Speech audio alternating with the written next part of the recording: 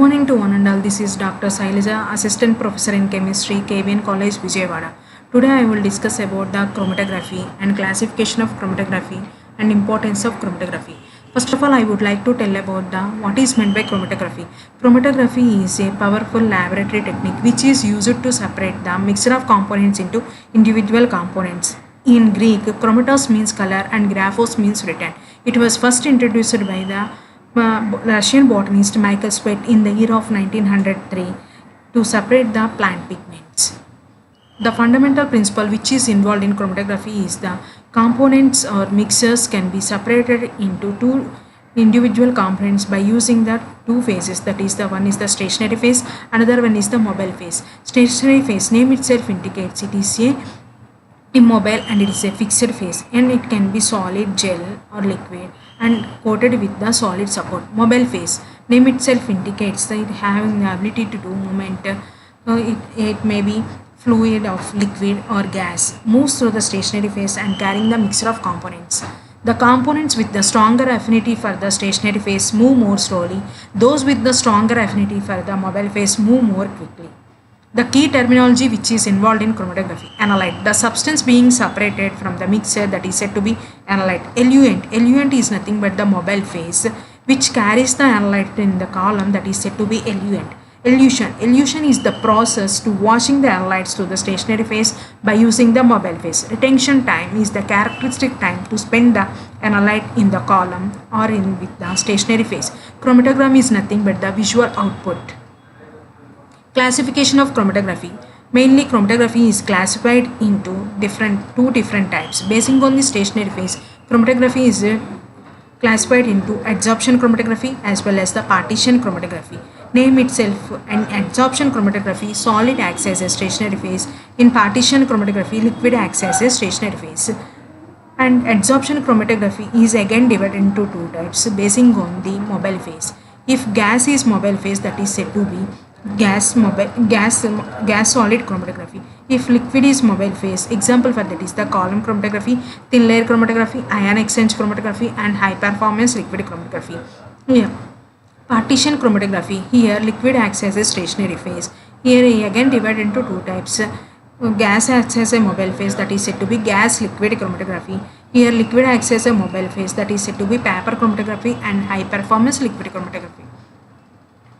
Based on the mobile phase, chromatography is divided into two types. We know that one is the gas chromatography, another one is the liquid chromatography. Example for that gas chromatography is the gas liquid chromatography, and example for that liquid chromatography is the paper chromatography. Basing on the stationary phase, chromatography is divided into two types. One is the adsorption chromatography, another one is the partition chromatography. The principle involved in adsorption chromatography is the separation based on analyte adsorption to the solid stationary phase. Example for that is the silica gel, alumina, etc. Mechanism for that is the polar analytes adsorb more strongly towards to the polar stationary phase and leading to longer retention. Partition chromatography. The principle involved in partition chromatography is the separation based on the analyte partition between the two immiscible liquid. Mechanism involved in partition chromatography is the analyte to distributes between the stationary phase as well as the mobile phase. Different types of adsorbents are nothing but the stationary phase. The adsorbent having the ideal adsorbent properties. One is the insoluble mobile phase and inert to solutes, and it is mostly colorless and it is suitable porous size to separate the mixture of components. Example, silica gel. It is most widely used adsorbent in column chromatography as well as the thin layer chromatography. Silica gel is prepared by esterification of sodium silicates with the sulfuric acid and then washed with the water. Here, the silicon contains the hydroxyl functional group, that is said to be silanol groups. These acts as active porous sites. Other examples for the silica gel is the R4, RP4, C4, RP4, C8, RP4, C18, RP4, etc. Here, the OH group is replaced by carbon chain length, that is said to be C4, RP4. Here, 4 carbons are present. The OH group is replaced by 8 carbons, that is said to be C8, RP8. If OH group is replaced by 18 carbons, that is said to be C18, RP18.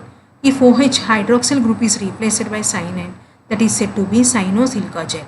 And next adsorbent is the alumina. Aluminum oxide activated by heating 400 degrees centigrade at overnight. Advantages of alumina is it having the large capacity and it is insoluble, relatively inert, and it is cheaply available.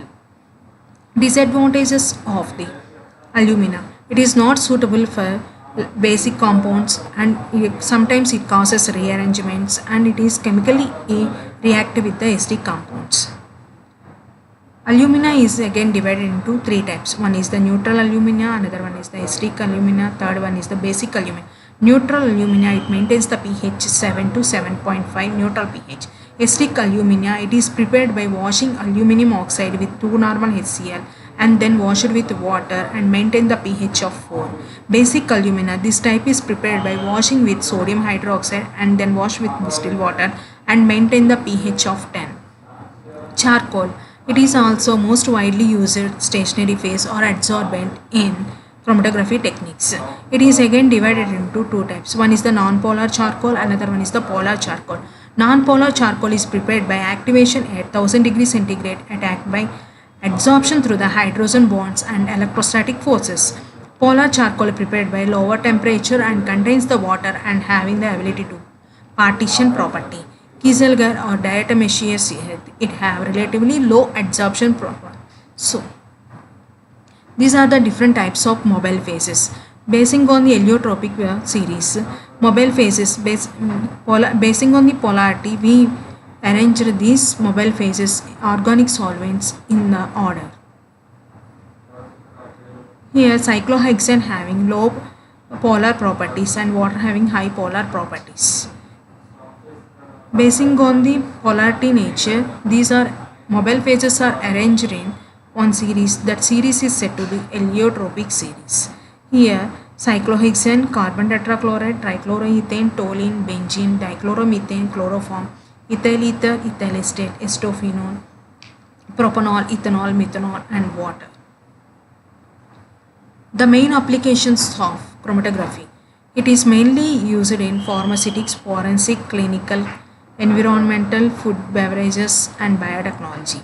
Pharmaceuticals, it mainly ensures the purity of the drug and it is also used to analyze the quantity of the drug. In forensic science, it also used to maintain the DNA profiling, drug testing, identification of accelerants and investigations. Clinical chemistry, it is used to medical diagnostics and it is also used to analyze the blood picture and urine picture and screening the drug levels.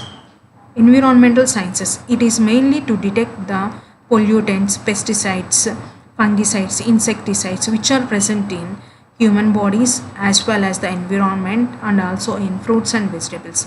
Food and beverages, it is also used to analyze the nutritional content, detecting the adulterants and identification of artificial flavors and preservatives to ensuring the safety and quality of the food. Biotechnology, it is also play vital role in biotechnology for the purification of characteristics of proteins, enzymes, antibiotics, and nucleic acids, and also play vital role in drug discovery and biopharmaceuticals productions.